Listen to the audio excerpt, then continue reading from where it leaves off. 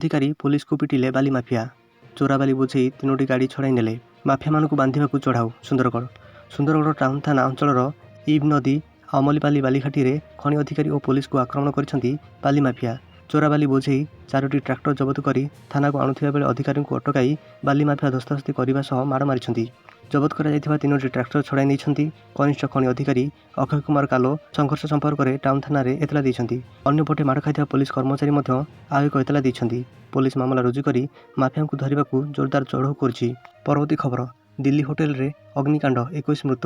କୋଠା ଉପରୁ ଡେଇଁଲେ 2 ମହିଳା, ମୃତକଙ୍କ ମଧ୍ୟରେ 18 ବିଦେଶୀ।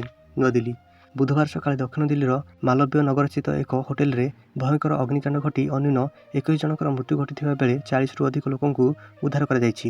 ମୃତକଙ୍କ ମଧ୍ୟରେ 18 ଜଣ ବିଦେଶୀ ନାଗରିକ ଅଛନ୍ତି ବୋଲି ଜଣାପଡ଼ିଛି। ପରବର୍ତ୍ତୀ ଖବର, ରାମେଶ୍ୱରରୁ ପାରାଦୀପ ଉପକୂଳ ରାଜପଥ, ଓଡ଼ିଶା ଭିତ୍ତିଭୂମି ବିକାଶରେ ନୂଆ ଅଧ୍ୟାୟ, କହିଲେ ମୁଖ୍ୟମନ୍ତ୍ରୀ। 160 କିଲୋମିଟର ଲମ୍ବ, 8,300 କୋଟି ନିବେଶ, ଯାତ୍ରା ସମୟ 2.5 ଘଣ୍ଟା କମିଯିବ।